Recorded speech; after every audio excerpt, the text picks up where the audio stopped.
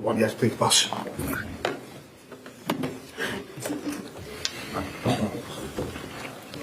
Right, well.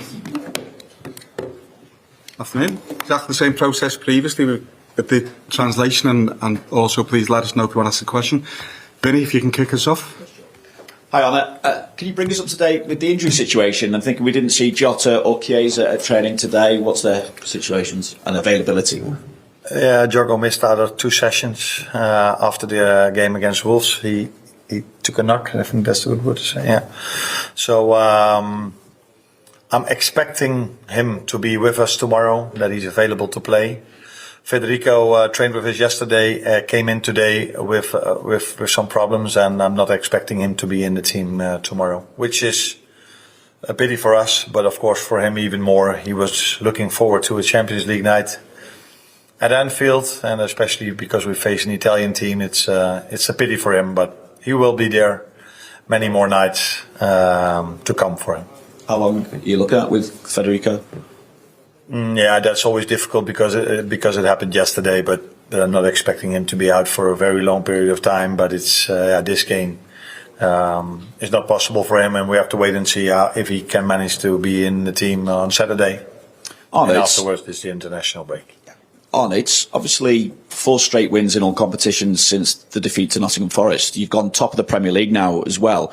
What do you see in your squad that suggests that you can go longer in the Premier League title race and longer in Europe compared to maybe what the side was able to do last season?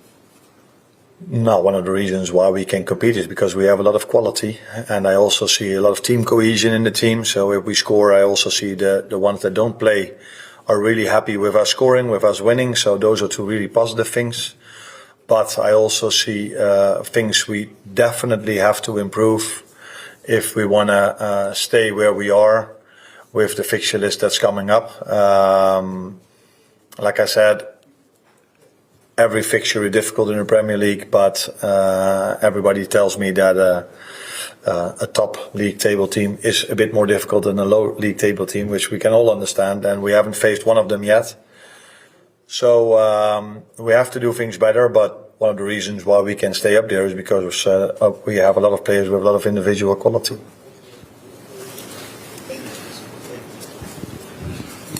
Hi, Arne. In terms of selection, obviously, if you have injuries, then you have to make changes. But generally, you haven't made too many changes this season. But when players have come in, like Cody Gakpo or Darwin Núñez, how pleased have you been with the form that they've shown when they have come in? Yeah, you pick 2 now, but I also think about Curtis Jones, about Costas, about Joe Gomez, and Conor Bradley, and now I forget a few, so that maybe it was smarter for me not to name them.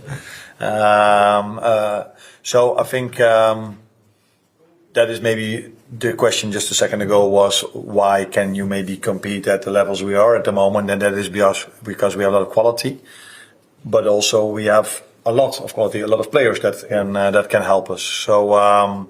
Really pleased to see that every time we need a player that he shows up. But again, with the even tougher fixtures coming up, it's something we still have to prove.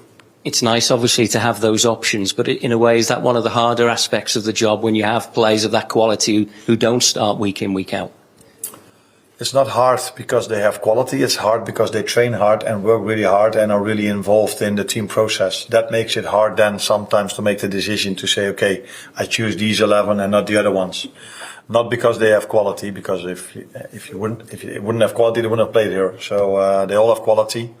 But if they work real hard and they make my life really difficult, then it's hard to tell them that they don't play. But it is part of my job. It's part of their lives as well.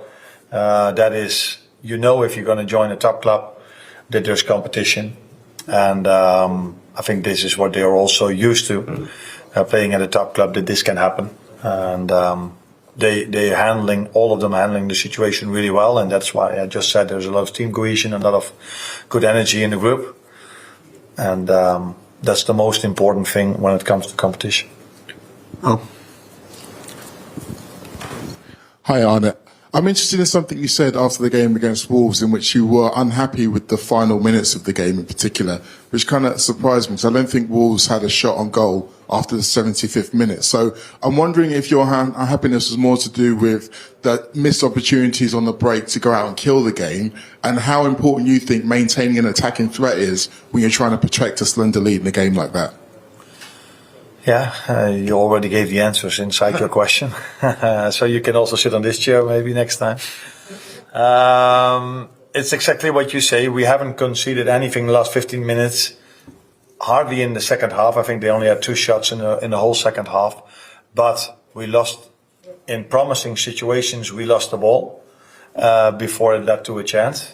And we lost the ball a few times really easy before it even got to a promising situation. And I think we as a team, if you have that much quality, we cannot accept mediocrity. Is that yes? Yeah. Mediocrity. You have to ask from yourself every second of the day, every second of the game, the highest standards that this shirt brings. And we as a staff have to set those standards very clear. And that 15 minutes where we lost the ball so many times in promising position or moments that could lead to promising positions is, yeah, maybe not acceptable is the word to use. Yeah. Gentleman next to you, Mal. Oh. Good afternoon. Bologna is definitely the underdog for this match. What did you learn about the Italian team studying it? And what's your main concern about the match for tomorrow? What was the last? What's your main concern about? Oh, okay. I think Bologna showed last season and this season again that they're a real difficult team to beat, because everybody's telling me they only won once. Yeah, but then I'll tell everyone they only lost once. So that means it's a difficult team to beat, and we as Liverpool know how difficult it can be to play against a team that's man marking all over the pitch, which is what Bologna does and what Atalanta did here last season. So to face an Italian team at Champions League level, and we know how difficult it was to face an Italian team on Europa League level, so we don't underestimate them at all. Because also that's not what they deserve for the way they played last season and even this season. We just pass the microphone to the lady at the back.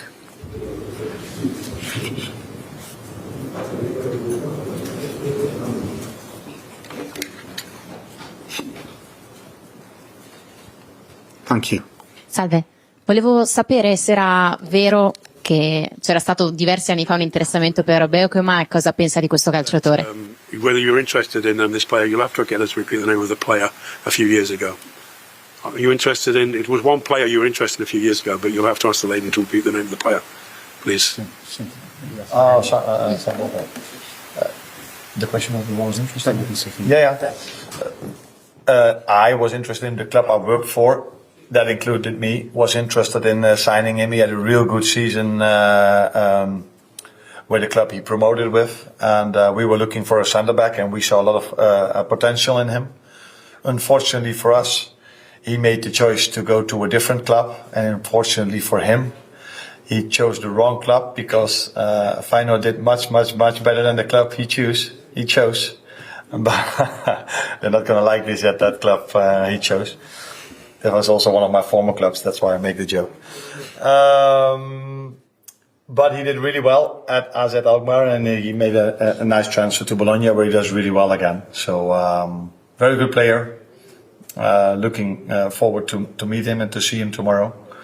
Yeah. Paul. You mentioned then that you won't accept mediocrity. So how do you get that message across to the players? What did you say to them? And do you lose your temper in that situation? Do you get angry with the players? That differs, of course. I don't lose my temper that much, and I don't think it's a good idea to lose your temper every single day, because then players at a certain moment feel like, yeah, there he is again screaming at us. So that doesn't work. I think it's better to show them the actual things they do. But the positive thing about this group is that maybe I don't accept mediocrity, but these players themselves don't accept it as well. So even after the game, I saw one or two players, maybe a few more even, that were also frustrated not only about the last 15 minutes, but also about the way we started the game. That was not of the standards I am expecting from a Liverpool team or from these players. So it's not only about me, it's also about the players, that they do not accept these things as well, or these moments as well, and that's also normal because now it didn't lead to a chance, but the few times we lost the ball in the last 10 to 15 minutes. I remember a moment where Ibu had to block a ball. I remember a moment where Trent had to sprint back to save a moment where it could have led to them shooting on goal. So yeah, it's not only about me not accepting it, the players don't accept it from themselves as well. Last few over here, Carl, then Chris, then gentleman there.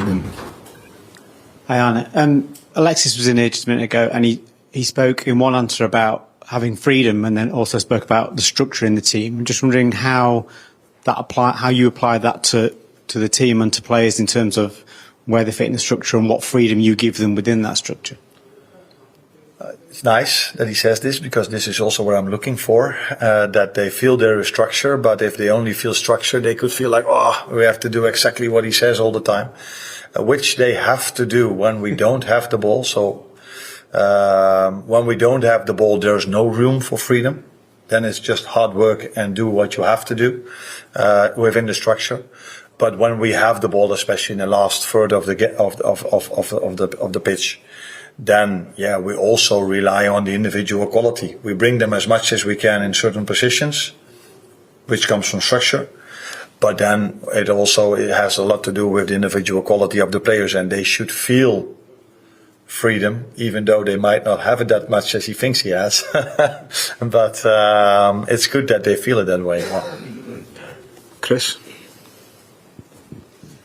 Hi, just a word about, it's your first Anfield Champions League night. I mean, it's a big moment, really, and whether that was one of the things you most look forward to when you became the manager of Liverpool, really. Yeah, I got the same question just a second ago, and I said I'm privileged enough to work at Feyenoord with Champions League nights last season. Were also really, really special. People tell me it's going to be even more special over here tomorrow. So what I expect from our players, they've missed out on Champions League for a year. So when they step out on the pitch tomorrow, I want to see this. I want to feel this, that they feel like, we missed this for a season. Now, a club of this standards, we have to be ready. And I'm hoping and expecting the same from our fans. They've missed out on Champions League for a season. And I'm hoping that they feel this desire to show to Europe again, you missed us because of this. And that combination should lead to hopefully a very special night for everyone that's involved in Liverpool. Last one here. Is the preparation any different for a big European game, or just treat like a normal match? That was a bit of scouse. I'll translate. Is the preparation any different for the European match, or just... Okay. No, that wouldn't be a good thing if the preparation would be different than for a normal league game. If we would have played an evening game at Anfield, we prepare it in the same way. So we also go into the hotel and prepare ourselves in that way. And when it comes to my preparation, or the preparation we have as a staff towards the players, we would send completely the wrong signal towards them if we would place Champions League above Premier League. So it's of equal importance, just as the other games we play in the League Cup and the FA Cup. So in the lead up to that, there's no difference. Again, I'm hoping for a special evening when it comes to the fans tomorrow. Thank you, everyone. See you tomorrow. You're right.